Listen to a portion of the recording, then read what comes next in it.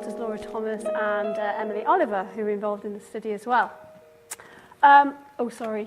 He's in charge of the slide changing. Off now, and he's failed at the first hurdle. You've clicked off it. You've got to click on it. Hold on. Sorry, we're just having technical difficulties. Click on the slide. Go on. Does that work? Oh, we can't work out these dual screens. It's changing on the screen, but not on your thing.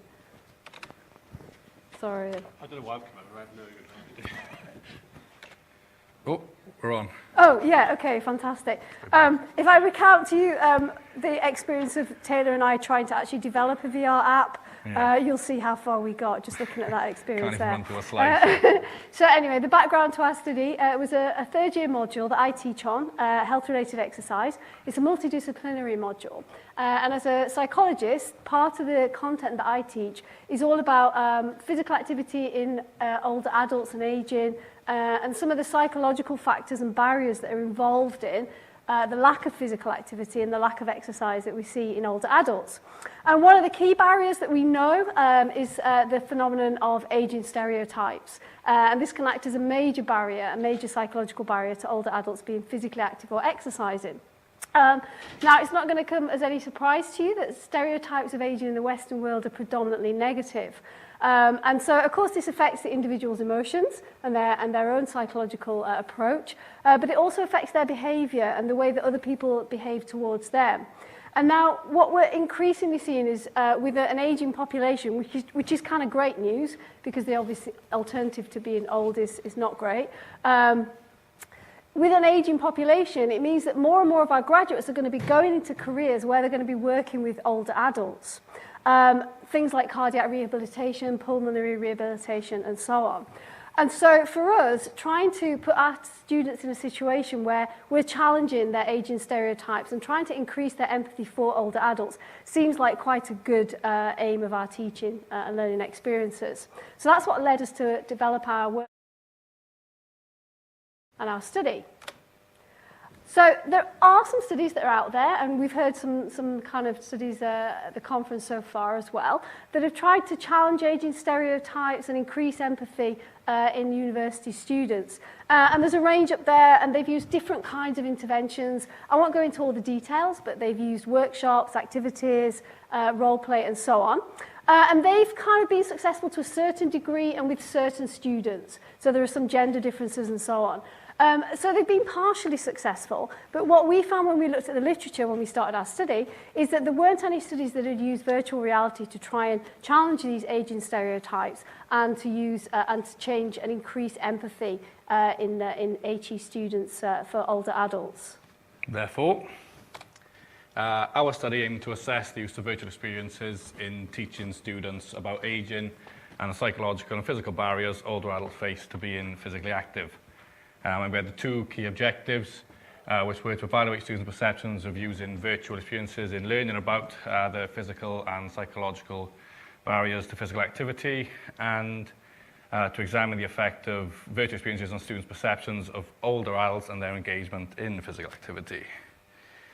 And to carry out the research procedure, first we obtained ethical approval from the Research Ethics Committee and informed consent from the students. There were 52 final year students. They were sport and exercise science, studying the SR314 health-related exercise module. All 52 completed the post-virtual reality experience questionnaire, and then 50, that was immediately after the activity, and then 15 took part in focus group or interview sessions with me in the days following. I think there were 3 one-to-one interviews and then 2 focus groups of 7 or 5. I think you'll find that's 15. These are the measures we used. The questionnaire straight after was the FrailtySIM evaluation. It was a 5-point Likert scale, 1 being poor, 5 excellent. The questions were to measure the ease of use of the simulation, the quality of the experience, the duration of it, the relevance to the module, the value in building empathy for older people. And then these Likert skill questions were followed up by open-ended questions for students to further elaborate on their responses. And then the individual semi-structured interview and focus groups with me was to collect information on the students' experiences of using the simulation, if it benefited their learning or had any disadvantages, any problems they had using the simulations, things that they liked and disliked about the activities, and then any effects on their personal perceptions of aging and older people. So these were the 3 stations we had in the virtual reality experiences. First was being Victor, which is bottom left. You can actually see Victor with the paper in his hand. It was developed by Dr. Sunilagris of FrailtySIM, and Victor was one of his patients.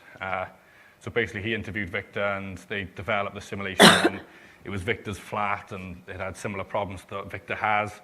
So they sort of spent a quick, about 10 minutes, I think it was. The app was only 3 minutes. I lied, Yeah. It was 3 minutes. So yeah, it was a 3-minute app. So in the life of Victor, where you had to like turn the radio up loud enough so you could hear because it was hearing problems. You had to go boil the kettle, and then the door would go, so you had to go answer the door, but then the phone would go, so you had to decide whether you went to the door or the phone.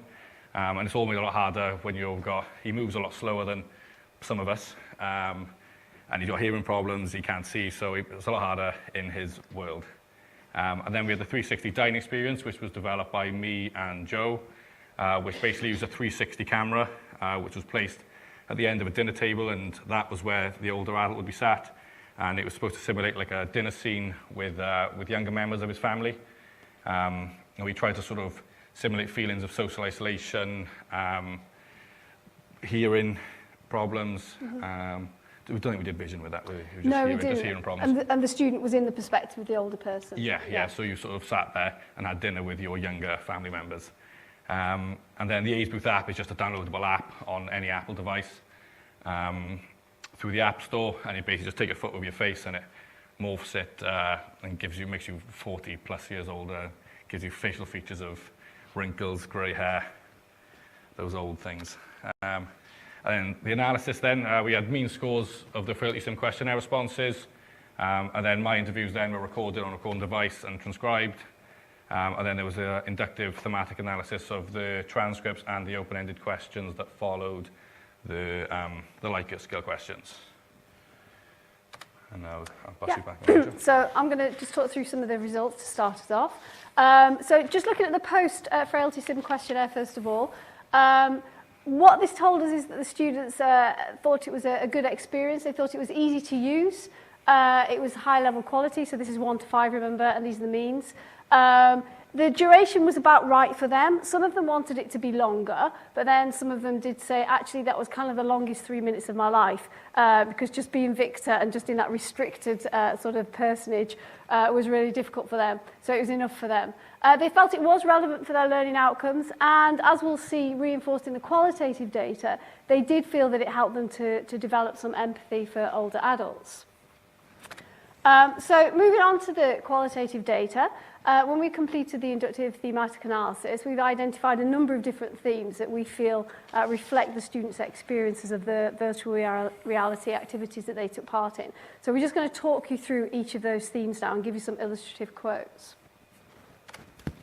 So first of all, additional value.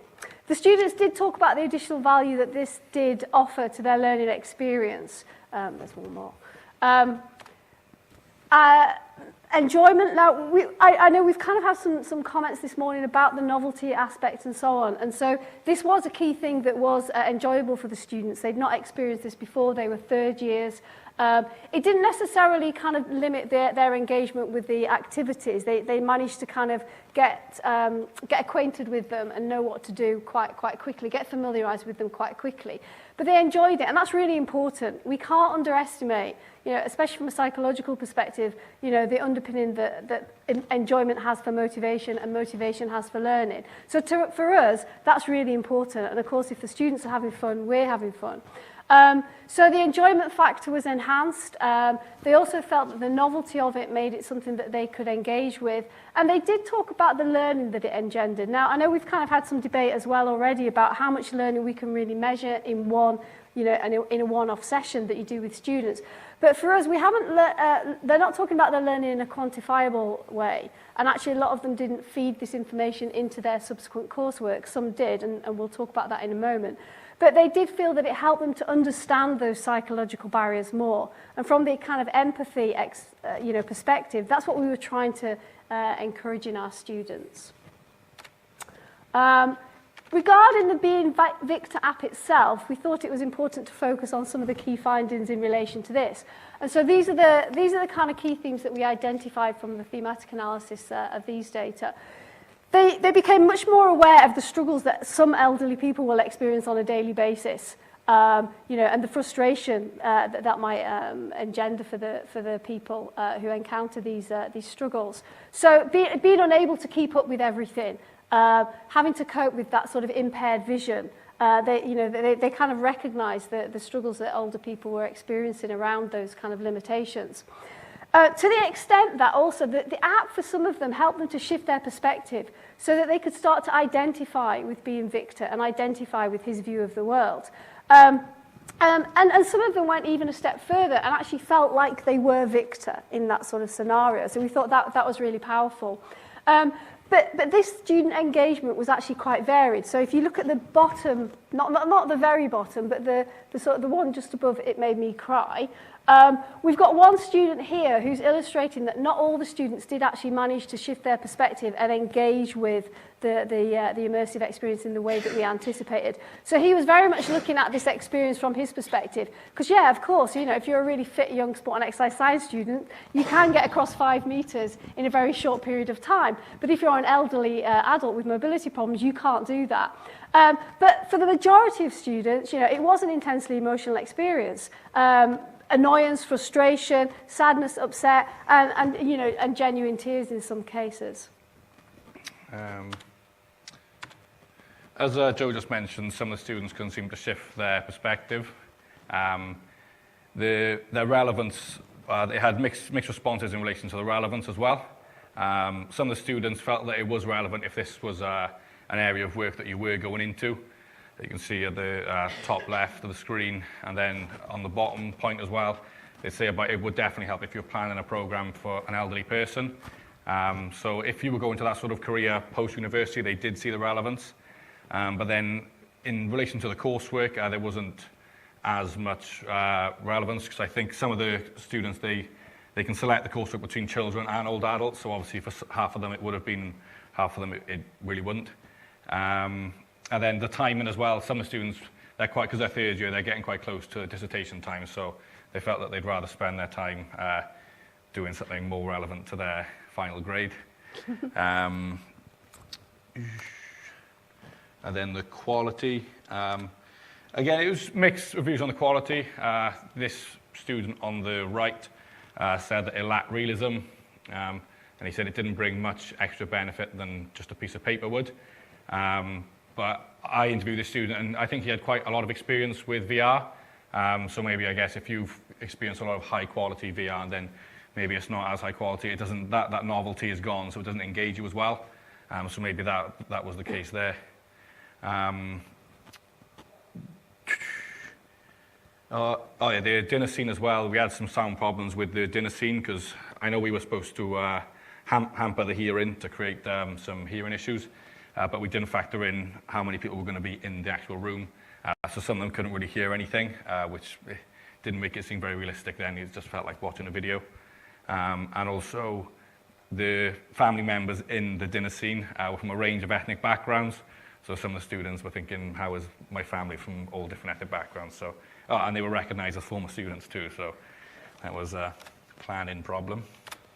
And then the final point was the final theme was an immersive experience. Again, with the lack of sound, and in the dinner scene there was no interaction at all. So although we were trying to create feelings of social isolation, so there was little interaction going, there was no interaction at all. So I think because there was nothing, maybe it felt like that they weren't actually there, they were just watching a video. So I think moving forward, if you're going to create a more immersive experience, there has to be some sort of interaction there. Whether you get 1 or 2 questions from the people who are in the video as well, or some of them mentioned if you could just pick up the menu and read it yourself rather than just sat there, that may have created a bit more of an immersive experience. And then with the Being Victor app, some of the students mentioned about combining the VR with physical restraints as well. Because although the mobility of Victor is hampered within the VR, you still feel like you move the same yourself. So being a third year student, you should move quite well. So maybe if you had some physical restraints as well, that would create, again, a more fuller immersive experience. And then finally, the Age Booth app, not really well accepted. No. It was pretty poor quality, unrealistic, and some of them just saw it as a little bit of fun, really. Okay, so our interpretations of what we've sort of found in our study is that we feel that we can use virtual reality to alter undergraduate students' perceptions of older adults and their engagement in physical activity, or why they might not engage in physical activity. The students' comments suggested that this experience might help prepare them for the workplace, and potentially might help to kind of stimulate some affective engagement, which is, engagement is obviously a multi-dimensional construct. And this might be kind of a more effective way to do this than the more kind of standard teaching methods that we might use. We also think our qualitative data, although we did see some differences, we haven't reported the quantitative data that we collected on stereotypes of aging and so on, and empathy here, but we do think the qualitative data suggests that the students did generate greater empathy for older adults. But there was a varied level of immersion in the students, and this, I think, affected their responses to it. So, in terms of the contribution that we feel that our studies made to the literature, we think there are kind of three key contributions. First of all, this kind of notion of changing stereotypes of aging. And so, we identified that these are predominantly negative in the West. And so we think we've identified some evidence we provided some evidence that actually virtual reality might be another way that we can use to generate empathy for older adults and change those stereotypes of aging that predominate in the Western world. And potentially for sport and exercise science graduates who might be going out into exercise and health-related careers, working with older adults, we think we've found some evidence that actually that's going to help them to develop some of those softer skills potentially, or at least some awareness that they maybe need to think about the softer skills and how they translate those into behavior, like we said before, to kind of help them to be more employable. And obviously employability is something that we're all really geared up towards in higher education as well. And then finally, although we did collect some quantitative data, we haven't collected it here, we think the qualitative data that we've collected here have added to this database. At the moment, it's a very limited database in this sort of specific area, VR and empathy and so on. But it's also quite quantitatively loaded as well. And so the qualitative data that we've got have actually kind of helped us to provide some explanations as to why the students' empathy might help them in their decision making when they go out into their future careers. And also trying to gives us a little bit more insight into how those kind of VR experiences have helped to generate empathy through the impact on the students' emotion and their affective engagement. So from a teaching and learning perspective, because obviously we kind of had a double purpose with this really, the students did say that it did help them to understand the lecture content. Obviously, I'd given a lecture, which obviously was stunning and very, very, very interesting, on physical activity in older adults. But this actually helped them to engage with that information much more and understand really about those psychological barriers that I'd been droning on about in the lecture. There was a novelty element that did enhance their enjoyment. And so that's something that we need to bear in mind when we're thinking about embedding these kind of experiences throughout the student's career. We were kind of lucky that they hadn't had any virtual experience up until they got to us, so it was a nice new experience for them. But also what they said in the interviews as well is that the personal relevance is important. So it has, we had to emphasize that a bit more. And I think moving forwards, we would have a much more in-depth debrief, and we would ask the students to, consider what the impact on them is in a bit more detail and consider the implications of that. We didn't do as much of that as we wanted to, perhaps because we were trying to do this as a study as well. The final thing that we would say is that obviously not all the students engaged with the activities to the same degree as each other. And so we need to kind of try and ensure that the activities do promote student engagement and interaction. And some of the things that Taylor's mentioned about combining physical restrictions with the virtual immersive experience might be a way to do that. But other than that, that's all we've got to say at the moment. But I should say this is Taylor's first presentation as a PhD student, so he's done very well. So thanks very much. Thank Joanne and Taylor. Well done. Congratulations on getting all 52 to actually answer a questionnaire for you. You can teach me how to do that. Thank you. Any questions from the floor? Hi, thanks for a really interesting presentation. I think one of the things you mentioned in the feedback was physicality, or actually, if there was some restriction on the movement, which really interested me, thinking of that side of things. In sort of moving forward, if you did this again, I think of the logistics of having a lot of students to do this with. I mean, do you think there might be a way you could actually kind of limit their movement somehow, and then do it in groups or something? Yeah, do you want to take that one? Well, we did. One of the stations, as part of like a bit of a separate piece, was we did limit their movements as well. Like we had a neck brace applied, so they had to move, sort of, they didn't have the rotation of their neck.